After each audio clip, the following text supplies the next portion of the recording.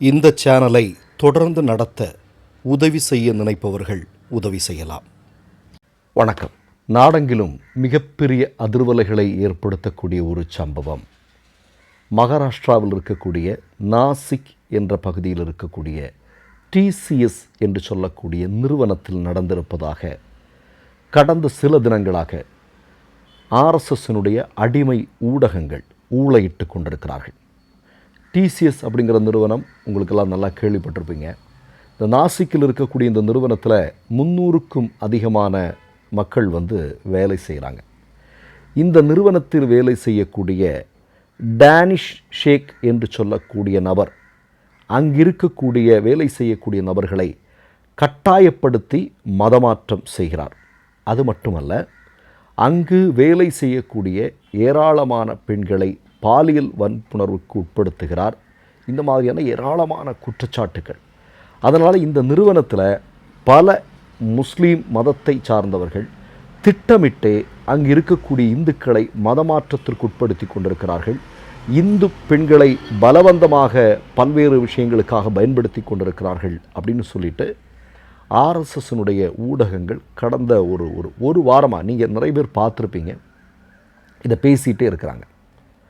இப்போது இது தொடர்பான எஃப்ஐஆர் ஒன்று வந்திருக்கிறது. இந்த எஃப்ஐஆரில் எந்த இடத்துலையுமே கட்டாய மதமாற்றத்திற்கு இந்த டேனிஷ் ஷேக் முயற்சி செய்தார் அப்படிங்கிற எந்த பதிவுமே இல்லை. அப்படி எந்த ஒரு வாக்கு மூலமும் இல்லை. அப்படி எந்த ஒரு ஆதாரமும் இல்லை. இது முதல் செய்தி. ரெண்டாவதாக, இவங்க மதமாற்றம் செய்தார் அப்படிங்கிறதுக்காக இப்போ ஒரு 8 பேர் கைது செய்யப்பட்டிருக்கிறார்கள். அதில் ஒரு புகைப்படத்தை என்டிடிவினா உங்களுக்கு நல்லா தெரியும், அதானியினுடைய டிவி இல்லையா? மோடியும் அதானியும் சேர்ந்து நடத்தக்கூடிய ஒரு கம்பெனி தான். இந்தியாவில் இருக்கக்கூடிய பெரும்பாலான ஊடகங்கள் இவங்க கைகளில் தான் தெரியும். ஆனால் அதானி இப்போ மோடி கூட வந்ததுக்கப்புறம் ஏராளமான ஊடகங்களை வாங்கிட்டார். அது ஒன்று தான் என்டிடிவி. இந்த என்டிடிவியில் தான் ஒரு புகைப்படத்தை காட்டுகிறார்கள். அந்த புகைப்படத்தில் இருக்கக்கூடிய இந்த 8 பேர் கைது செய்யப்பட்டிருக்காங்கல்ல, அதில் ஒருத்தருடைய பெயர் தௌஷிக் அக்தர். இவர் இவருடைய வீட்டுக்கு கிருஷ்ணான்னு சொல்லிட்டு ஒரு நபர் போகிறார். இவங்க 2 பேர் நண்பர்கள் போல இருக்கு. இவங்க போகிறாங்க, இஃப்தார் விருந்தில் ஏதோ கலந்துக்கிட்டு இருக்கிறாங்க. அந்த நேரத்தில் ஒரு குல்லாவை எடுத்து அவருக்கு மாட்டி விட்டுருக்கிறாரு. இவங்க 2 பேரும் கட்டி பிடிச்சி நல்லா சந்தோஷமாக சிரிச்சிட்டு இருக்கிற மாதிரியான ஒரு புகைப்படம். இந்த புகைப்படத்தை இந்த என்டிடிவிக்காரன் போட்டுட்டு என்ன சொல்லியிருக்கிறான் அப்படின்னா, இந்த தௌஃபீக் அக்தர் இந்த கிருஷ்ணாவை மதமாற்றம் செஞ்சிட்டாரு, இதை பாருங்கள் இதற்கான ஆதாரம் அப்படின்னு சொல்லிட்டுது.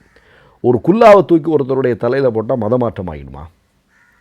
அது இன்றைக்கு ஒரு மிகப்பெரிய பேசுபொருளாக அது மாறி இருக்குது, கேள்வியாக மாறி இருக்கிறது என்பது இப்போ நீங்கள் பார்க்கணும். இதில் கூடுதலான ஒரு செய்தி என்ன அப்படின்னா, ஒரு நிடா கான் என்று சொல்லக்கூடிய ஒரு பெண்மணி, இவங்க அந்த நிறுவனத்தில் ஹெச்ஆராக வேலை செய்யக்கூடிய நபர்.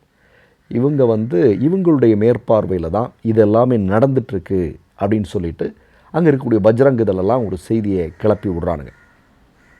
இப்போ உங்களுக்கு நல்லா தெரியும், ஒரு விஷயத்தை நம்ம யாரும் மறந்துருக்க முடியாது. இந்த தப்லீக் கொரோனா அப்படின்னு ஒன்று கொண்டு வந்தானுங்க. உங்களுக்கு ஞாபகம் நினைக்கிறேன், கொரோனா பெருந்தொற்று காலத்தில். இப்போ இதுக்கு என்ன பேர், நான் இதுக்கு தப்லீக் கொரோனாவை கொண்டு வரேன் அப்படின்னா, இப்போ இந்த டிசிஎஸ்ஸில் நடந்திருக்கக்கூடிய இந்த சம்பவத்திற்கு இவனுங்க என்ன பேர் போட்டிருக்காங்க அப்படின்னா, கார்ப்பரேட் கொரோனா அப்படின்னு சொல்லிட்டு ஒரு செய்தியை சொல்கிறானுங்க, ஒரு விஷயத்தை பரப்புகிறானுங்க. கூடுதலாக நீங்கள் பார்த்தீங்கன்னா, நிதிஷ் ராணான்னு சொல்லக்கூடிய ஒருத்தன், பாஜகவுடைய மிக முக்கியமான தலைவர், உங்களுக்கெல்லாம் தெரியும், அவன் வாயை திறந்தால் என்ன பேசுவான் அப்படின்னு. அவன் என்ன சொல்லியிருக்கான் அப்படின்னா, இது மாதிரி கார்ப்பரேட் ஜிகாது நடந்துகிட்ருக்கு, இனிமேல் கார்ப்பரேட் நிறுவனங்களில் முஸ்லீம்களை வேலைக்கு கொண்டு போய் சேர்க்கக்கூடாது, அவர்களுக்கு யாருமே அங்கே வேலை கொடுக்கக்கூடாது, முஸ்லீம்களெல்லாம் வெளியேற்றணும் அப்படின்னு சொல்லிட்டு அவன் பேச ஆரம்பிச்சிருக்கிறான். இப்போ நான் எதுக்காக சொல்கிறேன் அப்படின்னா, இப்போ தப்லீக் கொரோனா அப்படின்னு சொல்லிட்டு ஒரு செய்தியை இங்கே இந்தியாவில் இதே மாதிரியான ஊடகங்கள் ஊளையிட்டு கொண்டிருந்தார்கள் ஒரு காலத்தில். நமக்கு எல்லாருக்கும் நல்லா தெரியும், WHO மோடி எச்சரிக்கை செய்கிறார்கள், இந்த மாதிரி வேகமாக பரவிட்டுருக்கு, போதுமான தடுப்பு வேலைகளை குறைப்பதற்கான வேலைகள் எல்லாம் செய்யுங்க அப்படின்னு சொல்லிட்டு மோடிக்கு எச்சரிக்கை கொடுக்குறான். மோடி அந்த டைமில் என்னென்னா ட்ரம்பை கூப்பிட்டு அமாரா ஃப்ரெண்டுன்னு சொல்லிட்டு இங்கே நிகழ்வெடுத்தது. அதுமாதிரி கும்பமேளாவில் எல்லாரையும் தூக்கி நீங்கள் போய் கலந்துக்கடான்னு சொன்னதெல்லாம் நமக்கு நல்லா ஞாபகம் இருக்கும். இது பரவுறதுக்கான காரணம் என்னங்கிறதெல்லாம் நமக்கு நல்லா தெரியும். இது கொரோனாவை திட்டமிட்டு பரப்புவதற்கு தப்லீக்கில் சில பேர் கூடுறாங்க அப்படின்னு சொல்லிட்டு இங்கே இருக்கக்கூடிய ஊடகங்கள் பேசுனாங்க. ஆனால் அன்னைக்கு ஊழையிட்ட ஒரு பயலாவது அதை பற்றி பேசுகிறதுக்கு தயாராக இருக்கிறானா? அதை பற்றிலாம் கேட்டால் ஓடி ஒளிஞ்சிருவானுங்க. ஏன்னா அப்படி ஒரு சம்பவத்திற்கு அந்த தப்லீக்குக்கும் கொரோனாவுக்கும் எந்த விதமான சம்பந்தமும் கிடையாது. ஏதோ இந்த கரண்டியில் சாப்பிட்டுட்டானுங்க, இந்த பிளேட்டில் சாப்பிட்டானுங்க, அப்படி இப்படின்னு சொல்லி ஒரு ஒரு பெரும் பீதியை ஆர்எஸ்எஸ் ஊடகங்கள் இங்கே கிளப்பி விட்டானுங்க. ஆனால் இன்றைக்கி அதை பற்றி ஒரு வார்த்தை பேச முடியுமா? மூச்சு விட முடியுமா? அவனுங்களால் மூட முடியாது. ஆனால் அதனால் லாபம் அடைஞ்சானுங்க. இப்போ கார்ப்பரேட் ஜிகாதுன்னு ஒன்று கொண்டு வரானுங்க. இதே இதுதான் கேரளாவில் உங்களுக்கெல்லாம் நல்லா ஞாபகம் இருக்கும். கேரளா ஸ்டோரின்னு ஒன்று கொண்டு வந்தானுங்க. அப்படி ஒரு சம்பவமே இந்தியாவில் நடக்கலை அப்படின்னு பார்லிமெண்ட்டில் பாஜகவினுடைய ஒரு அமைச்சர் பொறுப்பில் இருக்கக்கூடியவரே சொல்கிறார். இல்லைங்க அப்படிலாம் ஒன்றும் கிடையாது, இத்தனை வருட காலத்தில் அப்படி ஒரு சம்பவம் எல்லாம் கிடையாது அப்படின்னு சொன்ன பிறகும் கூட கேரளா ஸ்டோரின்னு ஒரு படம் எடுக்கிறான். அதில் இந்து பெண்களை இந்த மாதிரி மதமாற்றத்துக்கு உட்படுத்தி அது ஒரு லவ் ஜிகாது கேரளா பூரா நடந்துகிட்ருக்கு அப்படின்னு சொல்கிற ஒரு சினிமாவை ரிலீஸ் பண்ணுறான். தேட்டரில் போய் யாரும் பார்க்கலங்கிற போது அது தேர்தல் காலங்களில் டிடி தூரதர்ஷனில் ஒளிபரப்புகிறான். இதெல்லாம் நடந்துகிட்ருக்கு. அதே மாதிரியான ஒரு விஷயத்தை தான் இப்போ நீங்கள் என்ன பண்ணுறாங்கன்னா, இந்த டிசிஎஸ் என்ற நிறுவனத்தில் அங்கு வேலை செய்யக்கூடிய முஸ்லீம்கள் அங்கு இருக்கக்கூடிய இந்துக்களை கட்டாயப்படுத்தி மதமாற்றம் செய்கிறார்கள், அங்கே கட்டாயப்படுத்தி இந்து பெண்களை பாலியல் பலாத்காரத்துக்கு உட்படுத்துகிறார்கள். இப்படிங்கிற ஒரு கதையை இவனுங்க பூரா கிளப்பி விடுறானுங்க. ஆனால் எஃப்ஐஆரில் மீண்டும் சொல்கிறேன், இந்த பதிவை ஏன் நம்ம இவ்வளோ லேட்டாக போட வேண்டியது இருக்குன்னா, முதல்ல அரசியல் புரட்சியில் வந்த செய்தியை நம்ம சொல்லக்கூடாது.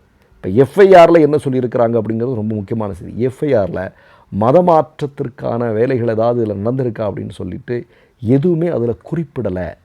ஆனால் நீங்கள் பாருங்கள், வட இந்தியாவில் இருக்கக்கூடிய ஊடகங்கள் எல்லாமே இதை ஊழையிட்டு கொண்டே இருக்கிறார்கள். இப்படி ஒரு விஷயம் நடந்துருச்சு அப்படி இப்படின்னு. மகாராஷ்டிராவில் உங்களுக்கு தெரியும், சில தினங்களுக்கு முன்பு தான் இதே மாதிரி ஒரு சாமியார் ஒருத்தன் அவன் ஏராளமான பெண்களை இந்த மாதிரி தவறான வழிக்கு கொண்டு போயிருக்கிறான். அது பற்றி எரிந்து கொண்டிருக்கிறது. இப்போ இந்த சம்பவத்திலிருந்து மக்களை மடைமாற்றம் செய்வதற்கு பஜ்ரங் தள் மாதிரியான ஒரு பயங்கரவாத இயக்கங்கள் இருக்கு இல்லையா, இவனுங்க இந்த கூட்டம், இந்த பிஜேபி, இந்த ஆர்எஸ்எஸ் கூட்டம் எல்லாம் சேர்ந்து அப்பாவி மக்களின் மீது ஒரு மிகப்பெரிய அபாண்டமான பழியை போடுகிறார்கள். இதில் நீங்கள் பார்க்கணும், இந்த டேனிஷ் ஷேக் என்று சொல்லக்கூடிய நபர் அங்கே வேலை செய்த ஒரு பெண்ணை காதலிக்கிறார்.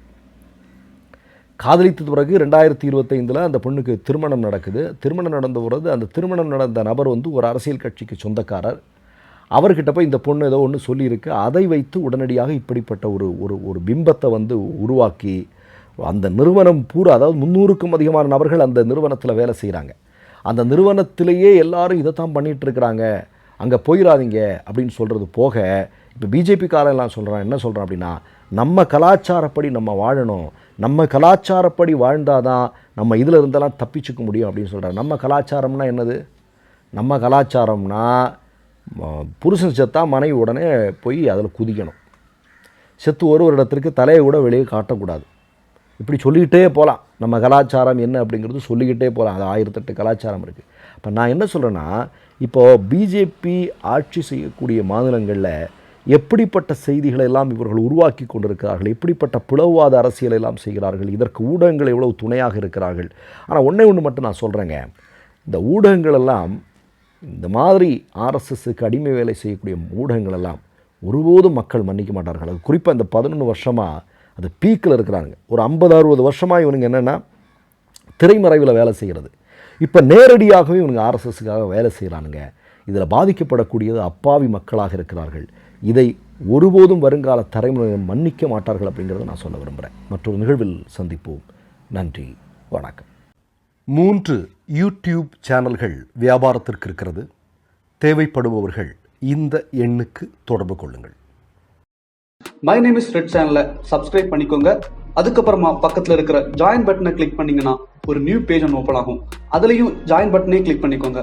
அதில் பார்த்தீங்கன்னா credit R debit card options இருக்கு. இதில் உங்களுக்கு விசா, மாஸ்டர் கார்டு, ரிப்பே அப்படின்னு 3 ஆப்ஷன்ஸ் கொடுத்துருக்காங்க. அதில் நீங்கள் எந்த கார்டு சூஸ் பண்ணுறீங்களோ அந்த கார்டோட நம்பர் என்டர் பண்ணிக்கோங்க. அப்புறமா கார்டோட வேலிடிட்டி மந்த் அண்ட் இயரை டைப் பண்ணிக்கோங்க. அடுத்தபடியா உங்க கார்டோட பின்னால சிவிசி கோடுன்னு சொல்லிட்டு 3 நம்பர்ஸ் கொடுத்துருப்பாங்க. அந்த நம்பர் இதில் என்டர் பண்ணிக்கோங்க. அப்புறமா அட்ரஸ் அண்ட் இன்ஃபர்மேஷன் என்டர் பண்ணிட்டு பைங்கிற பட்டனை கிளிக் பண்ணிக்கோங்க. ஒருவேளை உங்க கார்டு நம்பர் இன்வாலிட்னு காமிச்சிச்சுன்னா உங்க கார்டுல இன்டர்நேஷனல் யூசேஜை எனேபிள் பண்ணுங்க.